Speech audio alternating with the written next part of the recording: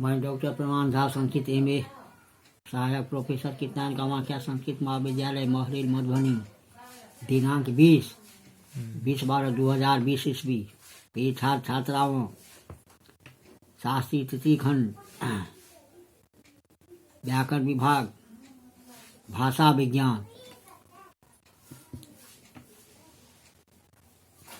परीक्षा के लिए पूछ सकते हैं। भाषा की उत्पत्ति के सिद्धांत। इस तरह से प्रश्न पूछे जा सकते हैं।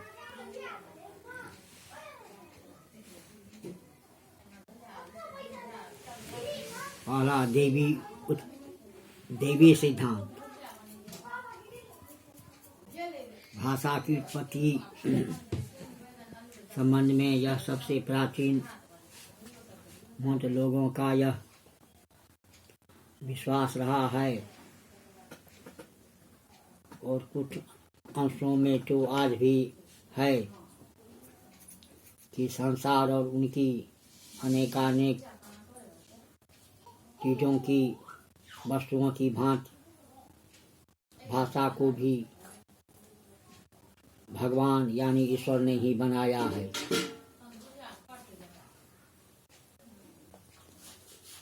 भारतीय पंडित वेदों को अपौरुषेय मानते हैं, यानी वेद ब्रह्मकृत है।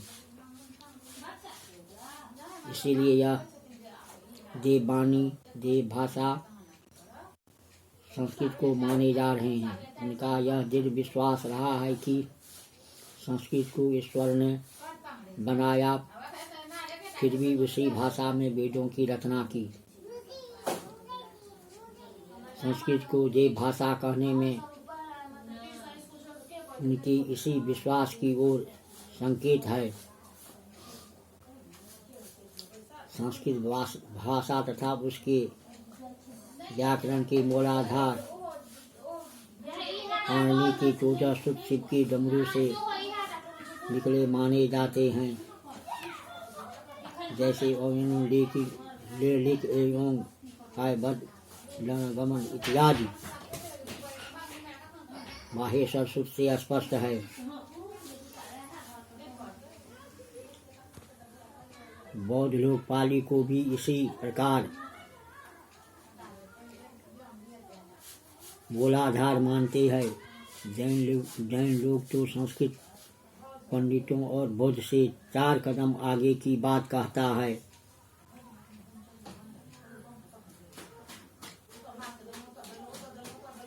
विभिन्न भाषाओं में इतना भेद क्यों है? पूरे संसार के गधे घोड़े कुत्ते आदि एक से बोलते हैं, किंतु मनुष्यों में यह एक रूपता नहीं है। दूसरे यदि भाषा ईश्वर प्रदत्त होती तो कदाचित आरंभ से ही विकसित होती। जैसे दूसरा है विकासवादी सिद्धांत। इस प्रकार भाषा को धीरे धीरे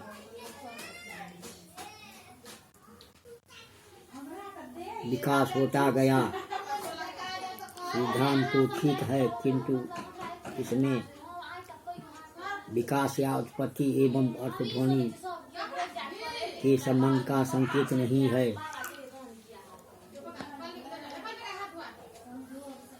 तीसरा सिद्धांत धातु सिद्धांत को संकेत करने वाला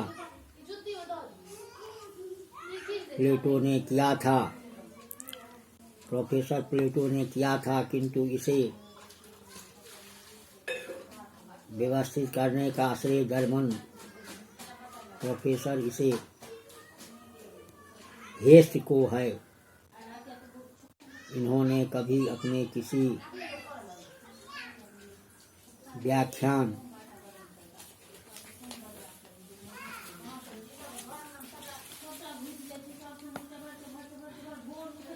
इसका उल्लेख किया था।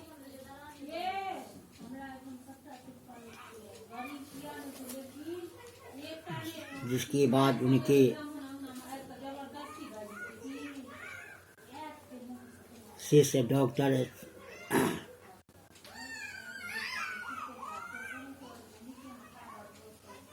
थाईलैंड में मुद्रित रूप से विद्वानों की एक समक्ष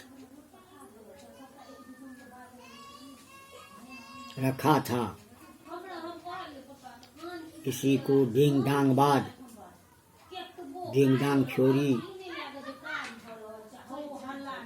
या रणन सिद्धांत भी कहा गया है। धातु सिद्धांत का डिंग डांगबाद नाम आधार है। यदि हम एक डंडे से एक काठ, एक लोहे, एक सोने या एक कपड़े और कागज पर मारे तो देखेंगे कि सबका डिंग डांग मूल अर्थ घंटे पर मारने का शब्द या टन टन या सबकी ध्वनि पृथक होती है। चौथा है निर्णय सिद्धांत, कंक्लूजन थ्योरी। इसके प्रतीकवाद, स्वीकारवाद, संकेत सिद्धांत, संकेतवाद आदि भी कहा गया है। इस सिद्धांत के अनुसार मनुष्यों ने देखा कि हाथी आदि से संकेतों से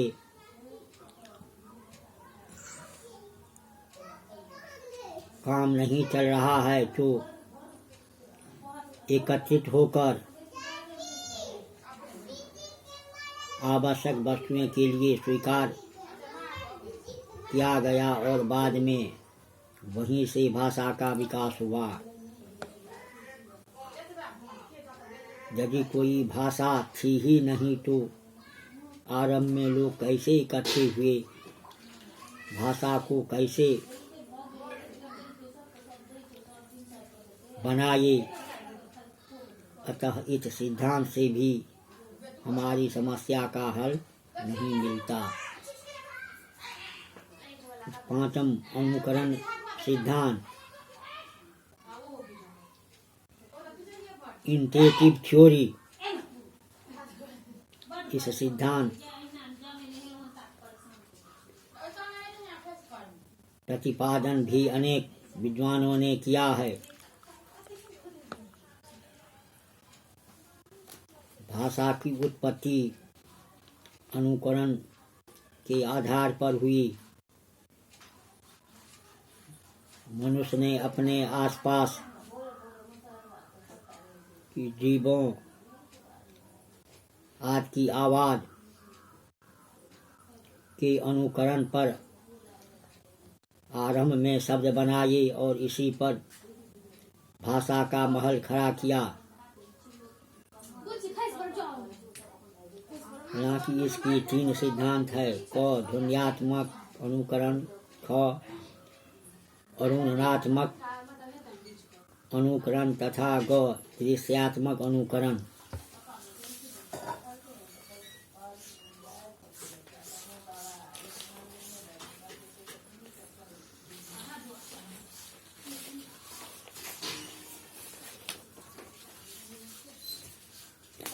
छठा मनोभावाव्यक्ति सिद्धांत। इस सिद्धांत के अनुसार मनुष्य आरंभ में विचार